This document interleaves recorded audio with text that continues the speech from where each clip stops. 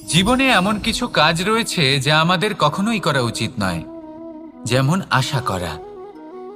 যদি আপনি আশা করেন আর আপনার আশা পূর্ণ না হয়, আপনি খুবই কষ্ট পাবেন।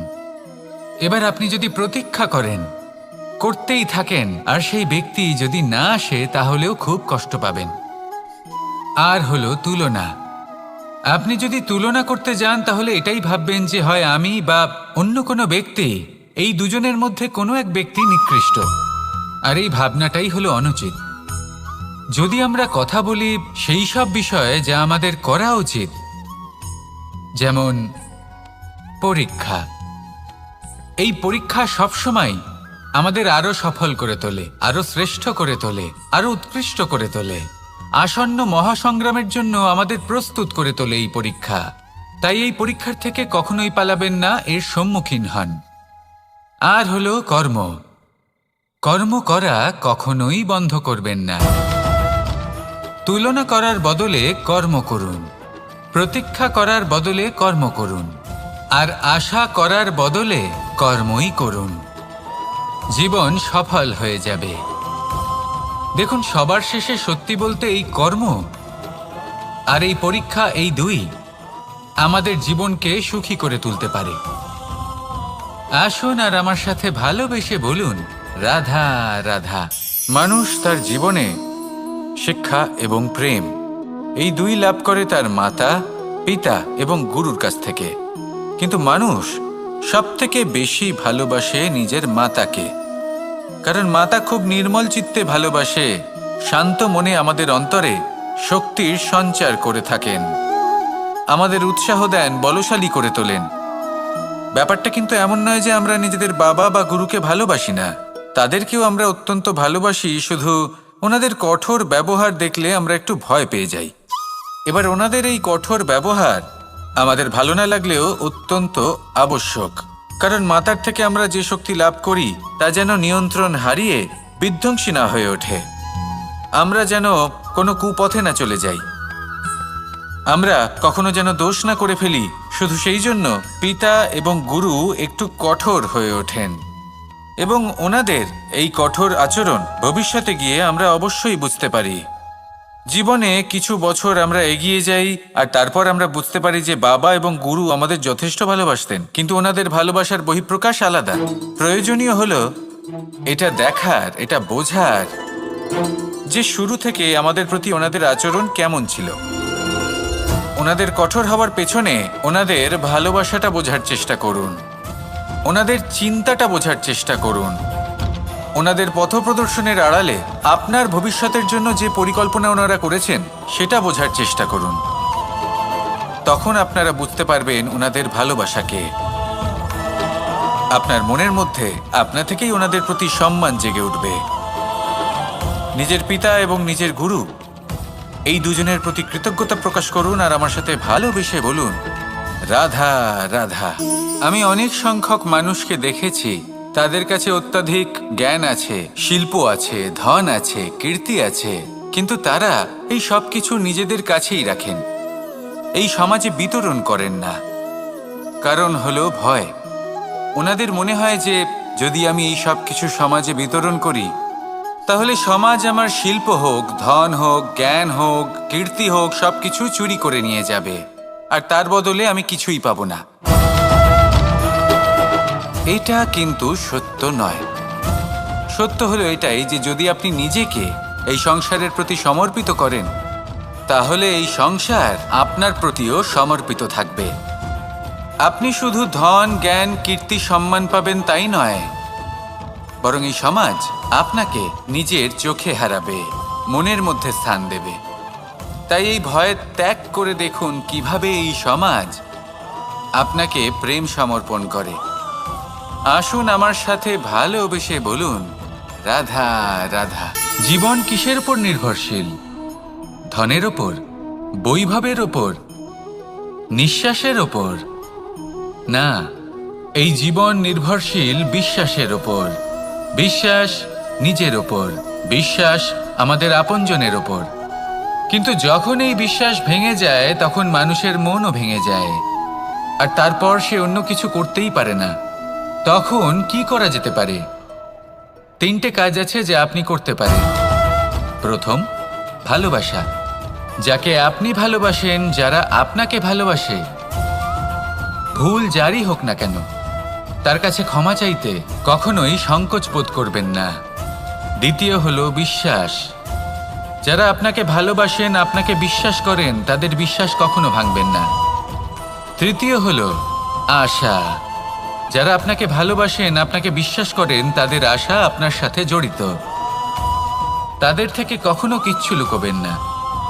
এই তিনটে কাজ করুন আর এই জীবন সুপ্রসন্ন হয়ে বলবে, রাধা রাধা। মানুষের জীবনে দুই ধরনের আবেগ থাকে যা চিরকাল তার সাথে বসবাস করে। প্রথম, স্বপ্ন। দ্বিতীয়, অজুহাত। মানুষ হাজার হাজার স্বপ্ন দেখতে পারে। আমাকে এই কাজ করতে হবে, আমাকে ওখানে ঘুরতে যেতে হবে, আমায় জীবনে এই অসম্ভব কাজ বাস্তবায়িত করে দেখাতে হবে, আদি ইত্যাদি। এবার ঠিক যেমন স্বপ্ন দেখেন, সেইভাবে অজুহাতও খুঁজে নিয়ে আসেন। আমি এই স্বপ্ন পূরণ করতে পারলাম না, কারণ আমাকে কেউ সাহায্যই করল না, কারণ আমি দুর্বল হয়ে পড়েছিলাম, কারণ আমার কাছে সময়ই ছিল না, আদি ইত্যাদি। এবার সাফল্য এবং অসফলতার মাঝখানে এই ধরনের সংঘর্ষ হতে থাকে। সাফল্য তখন লাভ করা সম্ভব যখন আপনার স্বপ্ন আপনার অজুহাতের থেকে অনেক বড় হয়, আর অসফলতা তখন পাবেন যখন আপনার অজুহাত আপনার স্বপ্নের থেকে অনেক বড় হয়। আপনি যদি সাফল্য লাভ করতে চান, তাহলে চেষ্টা করতে থাকুন, পরিশ্রম করুন। যদি অসফল হন, তাহলে ভয়ভীত হওয়ার কোনো প্রয়োজন নেই। নিজের ভুল বুঝুন, তাকে শুধরে নিন, আবার চেষ্টা করুন। কিন্তু যদি নিজের জীবনে অজুহাত নিয়ে আসেন, তখন স্বপ্ন কখনো পূরণ হবে না। আসুন আমার সাথে ভালোবেসে বলুন, রাধা রাধা। ভয়ের সাথে আমরা সবাই পরিচিত, কষ্টও আমরা সবাই পেয়েছি। কখনো কখনো আমরা অসুস্থ হয়ে পড়ি, আর এমন সময় হলে মাতার মমতা, কখনো বাবার স্নেহ, কখনো বন্ধুদের পাশে থাকার অনুভূতি আমাদের রোগ নিরাময়ে সাহায্য করে। কখনো যদি আমরা নিরাশ হয়ে পড়ি, তখন যদি আমাদের কোনো আপনজন আমাদের দুটো ভালো কথা বলে, তখন আমাদের মনোবল বেড়ে যায়। ঠিক তেমন সংসারের এই রঙ্গমঞ্চে যদি আপনি পীড়িত অনুভব করেন, কিছু শুভ কথা আলোচনা করুন, কিছু স্তুতি গান করুন, কিছু মুহূর্তের জন্য হলেও নিজের ইষ্টদেবের কথা স্মরণ করুন আর প্রার্থনা করুন। সাহস বাড়বে, শক্তিও বৃদ্ধি পাবে এবং সামনে এগিয়ে চলার পথও দেখতে পাবেন। তখন এই মন প্রসন্ন হয়ে বলবে, রাধা রাধা। কখনো কখনো অন্ধকারের সাথে লড়াই করার জন্য আমরা প্রদীপ জ্বালাই। এতে প্রথমে সলতে রাখি, তারপর তেল ঢালি, তারপর আগুন জেলে এটা প্রজ্বলিত করি। তারপর একটা সময় আসে যখন এই প্রদীপ নিভে যায়। কারণটা কি? কারণ কি এটা যে প্রদীপের প্রকাশমান হওয়ার ক্ষমতা সমাপ্ত হয়েছে? না, এই যে আগুন আমরা দেখতে পাচ্ছি, এই আগুনের জন্য যে শক্তির প্রয়োজন হয় তা আসে এই তেল থেকে। যদি এই তেল সমাপ্ত হয়ে যায়, তাহলে এই প্রকাশ তাও সমাপ্ত হয়ে যায়। আর আমাদের জীবনে এই তেল হলো আমাদের কর্ম, আর এই আগুন আর এর দ্বারা উৎপন্ন হওয়া প্রকাশ আমাদের ভাগ্য। যত আমাদের কর্ম ক্ষীণ হতে থাকবে, আমাদের ভাগ্য সৌভাগ্য কোথাও না কোথাও লুপ্ত হয়ে যাবে। যে উজ্জ্বল ভবিষ্যৎ আমরা চাইছি, তা কখনো লাভ করতে পারবো না যদি কর্ম না করি। ঠিক যেমন তেল ছাড়া অগ্নি উৎপন্ন হয় না, তেমনি কর্ম ছাড়া সৌভাগ্য হয় না। আর যেমন কর্ম তেমন ভাগ্য। তাই সবসময় কর্ম করতে থাকুন, কর্ম করা থামাবেন না। আর আমার সাথে ভালোবেসে বলুন, রাধা রাধা। জীবনে তিনটি বিষয় আছে, তিনটি বস্তু আছে, তারা যেন আপনাকে কখনো বশে না করে নিতে পারে। প্রথম হলো ধন। ধন যতক্ষণ আপনি ব্যবহার করতে থাকেন, যতক্ষণ তা আপনার কাজে আসছে, ততক্ষণ ঠিক আছে, এই ধন আপনার কাছে অমৃত। কিন্তু যখন এই ধন আপনাকে ব্যবহার করতে শুরু করে, বুঝে যাবেন যে আপনার পতনের সময় শুরু হয়েছে। দ্বিতীয় বিষয়, ফেলে আসা অতীত। যাই করুন, আপনি অতীত পাল্টাতে পারবেন না, আর এই সত্যিটা আপনিও জানেন। কিন্তু তাও এর বশবর্তী আমরা হয়ে পড়ি, আর যখন তাই হয় তখন এই সংসারে আমরা যেখানেই যাই না কেন, যত বড়ই সুখ লাভ করি না কেন, সেই সব আমাদের কাছে তিক্ত বলে মনে হয়। তৃতীয় বিষয়, আপনার আশেপাশের মানুষ ভিন্ন ভিন্ন ধরনের মানুষ হয়, যাদের চিন্তা ভাবনা এবং দৃষ্টিভঙ্গি ভিন্ন ভিন্ন প্রকারের। যদি এদের বশবর্তী আপনি হয়ে পড়েন, তাহলে কেউ বলবে এটা করো, এটা ভালো, কেউ বলবে এটা করো না, ওটা করো, ওটা ভালো কাজ, কেউ বলবে এই দুটোই করো না, অন্য কিছু করো। এই কথাগুলিতে আপনি এতটাই জড়িয়ে পড়বেন যে আপনি লক্ষ্যভ্রষ্ট হয়ে পড়বেন। তাই এই 3 বিষয় থেকে সাবধানে থাকবেন। যদি কোনো কিছু বশ করতে হয়, তাহলে আপনাকে বশ করতে হবে আপনার আজকে, নিজের বর্তমানকে। এটা খুব প্রয়োজনীয়। এটা ভাববেন যে এই সময়ের সদ্ব্যবহার আমি কিভাবে করব, সময়কে শাসন কিভাবে করব, ওই কর্ম কিভাবে করব যাতে ভবিষ্যতে কখনো আমার আফসোস না হয়, বরং এই সংসার আমাকে নিয়ে গর্ব করবে, সেই কর্ম করুন। আর যখন আপনি এটা শিখে নেবেন, তখন আপনি নিজেই নিজেকে প্রকৃত অর্থে ভাগ্যশালী করে তুলবেন। আসুন আমার সাথে ভালোবেসে বলুন, রাধা রাধা। অনেক সময় আমরা কারোর নীরবতাকে তার দুর্বলতা ভেবে বসি। হতেই পারে সেই ব্যক্তি উত্তর দিতে চাইছেন না, হতে পারে অন্য কোনো কারণ আছে যা আমরা বুঝতেই পারছি না। সেই জন্য তাকে দুর্বল ভেবে নেওয়া অনুচিত। দেখতে গেলে এই বিশাল সমুদ্র এও কিন্তু নীরব, শান্ত হয়। কিন্তু যখন সে রুদ্র মূর্তি ধারণ করে তখন কি হয়? সমগ্র সংসারকে বিনাশের পথে নিয়ে যায় এই সমুদ্র, প্রলয় সৃষ্টি করে। সেই জন্য কারোর সহ্য শক্তিকে দুর্বলতা বলে মনে করবেন না।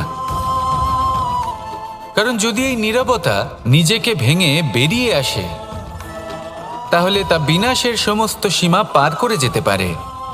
তাই এই নীরবতাকে সবসময় বুঝুন, সবসময় একে সম্মান করতে শিখুন, আর আমার সাথে ভালোবেসে বলুন, রাধা রাধা। কখনো কোনো চাতক পাখিকে দেখেছেন? কথায় আছে যে বছরে মাত্র একবার সে তার তৃষ্ণা মিটিয়ে থাকে, আর তাও আকাশে ভেসে থাকা মেঘের দ্বারা ঘটানো বৃষ্টির জলের ফোঁটা থেকে।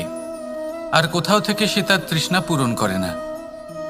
সারা বছর সে নিদারুণ গরম সহ্য করে, তীব্র শীতও সহ্য করে, শুধু এই আশা নিয়ে যে বছরে একবার অন্তত সেই মেঘের ঘনঘটা হবে, বৃষ্টি হবে, আর সে তার তৃষ্ণা নিবারণ করবে। এটা আসলে কি? এটা আসলে বিশ্বাস। সেই বিশ্বাস যে বছরে একবার সেই মেঘ আসবে তৃষ্ণা নিবারণ করতে। যেমন দেখুন, একটা সূর্যমুখী ফুল সারা রাত অন্ধকারের সাথে যুদ্ধ করে, কারণ তার বিশ্বাস যে ভোরবেলায় সূর্য তাকে অবশ্যই দর্শন দেবেন। সেটাও বিশ্বাস ছিল যার উপর ভরসা করে মনু একটা নৌকা নিয়ে বেরিয়ে পড়েছিলেন এবং সমস্ত সৃষ্টিকে প্রলয়ের হাত থেকে বাঁচিয়েছিলেন। সেটাও ছিল ভালোবাসার প্রতি বিশ্বাস, যার উপর ভরসা করে বানর এবং ভাল্লুক সেনা নিয়ে শ্রীরাম আক্রমণ করেছিলেন সমস্ত বরদানপ্রাপ্ত অসুরগণ এবং রাক্ষসগণের লঙ্কায় এবং জয় লাভ করেছিলেন।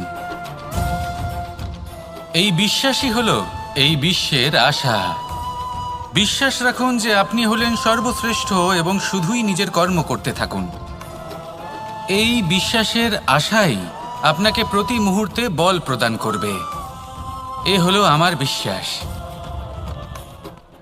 আসুন আর আমার সাথে ভালোবেসে বলুন, রাধা রাধা। যোগাসন। যোগাসনে আসন অত্যন্ত গুরুত্বপূর্ণ। এবার আমি বলবো সবথেকে শ্রেষ্ঠ আসন কোনটি। আশ্বাস। নিজেকে আশ্বস্ত করতে থাকুন যে আমি আছি, সব ঠিক হবে, যা হচ্ছে ভালোর জন্য হচ্ছে। এই আশ্বাস আপনাকে জীবনে এমন ধন্যাত্মক বিশ্বাস দেবে যে আপনি বড় বড় সমস্যার সমাধান করতে পারবেন।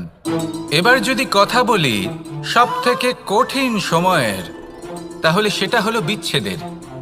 যা মা সীতাকে সহ্য করতে হয়েছে শ্রীরামের জন্য, রাধা কৃষ্ণকেও সহ্য করতে হয়েছে। যে ব্যক্তি বিচ্ছেদের সময় সঠিক পথে চলে এসেছে, সে জীবনে অনেক শ্রেষ্ঠ স্থানে অবশ্যই পৌঁছতে পারবে। এবার যদি কথা বলি সবথেকে জরুরি এবং গুরুত্বপূর্ণ সময়ের, তাহলে সেটা হলো সংযোগ। সকলকে সাহায্য করতে থাকুন। আপনি অন্যদের সাহায্য করে তাদের যত আনন্দ দিতে পারবেন, ততটাই আনন্দ আপনারও জীবনে অবশ্যই আসবে। আসুন আর আমার সাথে ভালোবেসে বলুন, রাধা রাধা। সংসারে সকলে উঁচুতে উঠতে চায়, কেউ নত হতে চায় না। সবাই এটা মনে করে যে নত হওয়ার অর্থ হলো তাদের আত্মসম্মান এবং অহংবোধের বিরুদ্ধাচরণ করা। তাদের মনে হয় যে যদি আমরা নত হই, সংসার আমাদের দুর্বল মনে করবে, তাদের শৌর্য এবং তাদের ব্যক্তিত্বের অপমান হবে। কিন্তু এটা কি সত্যি? প্রত্যেকবার নত হওয়ার অর্থ কি সম্মানহানি হওয়া? কখনোই নয়। আপনি নিজের জীবনকেই দেখে নিন। আপনার কোনো অমূল্য জিনিস যদি নিচে পড়ে যায়, তাহলে তাকে কিভাবে তোলেন? সেই বস্তুকে তোলার জন্য আপনাকে নত হতেই হবে। আপনি বড়দের আশীর্বাদ কিভাবে লাভ করেন? আপনি নত হয়ে তবেই তাদের আশীর্বাদ লাভ করতে পারেন, তাই না? ভেবে দেখুন, আপনি একটা পথে হাঁটছেন।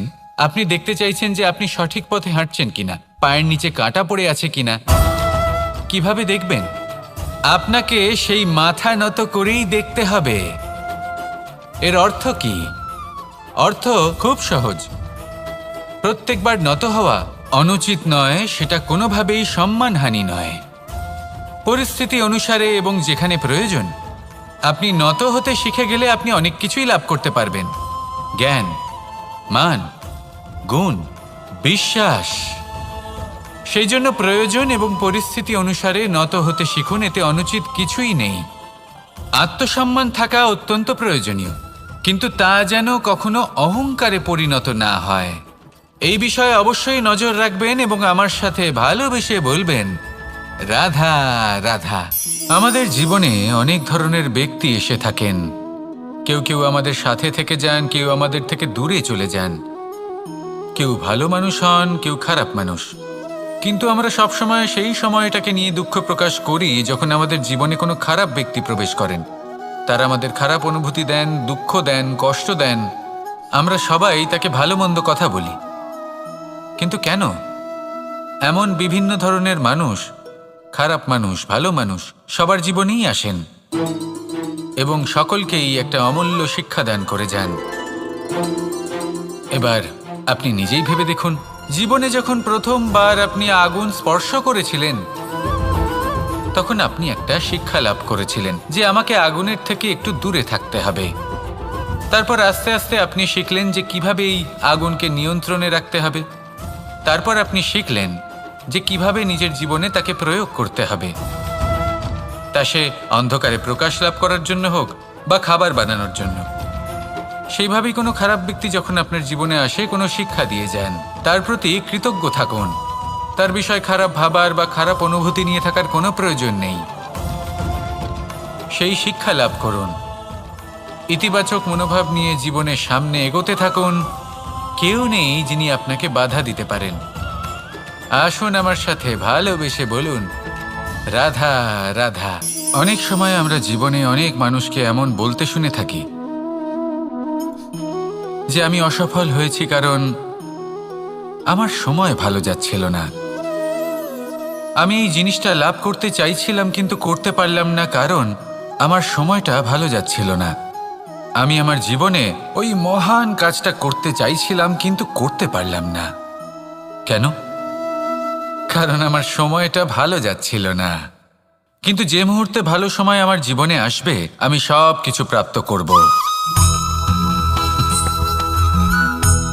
এমন প্রায় প্রত্যেকেই বলেন।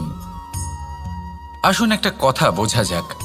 একজন মালিকে দেখুন, সে প্রত্যেক দিন গাছের সেবা করে, তাকে জল দেয়, তার যত্ন আত্তি করে। কেন? প্রত্যেক দিন সেই গাছ ফল দেয় না। সঠিক সময় এলে তবেই সেই গাছ ফল দেয়, কিন্তু প্রত্যেক দিন মালি তার সেবা করে, তাকে যত্ন করে। শুধুমাত্র তখন করে না যখন সেই গাছ ফল দিতে সক্ষম। আর যদি মালি গাছের যত্ন প্রতিদিন না করে তাহলে হয়তো সেই গাছ ফল দিতেই পারবে না। এটাই হলো আমাদের জন্য একটা শিক্ষা। যখন সময় আমাদের জন্য অপেক্ষা করে না, তখন আপনি সময়ের জন্য কেন অপেক্ষা করছেন? ভালো সময়ের জন্য অপেক্ষা করবেন না। ভালো এবং শুভ কর্ম দ্বারা ভালো সময়কে নিজের কাছে টেনে আনুন। নিরন্তর কর্ম করুন, পরিশ্রম করতে থাকুন। শুভ সময় আপনা থেকেই আপনার কাছে আসবে। আসুন আমার সাথে ভালোবেসে বলুন, রাধা রাধা।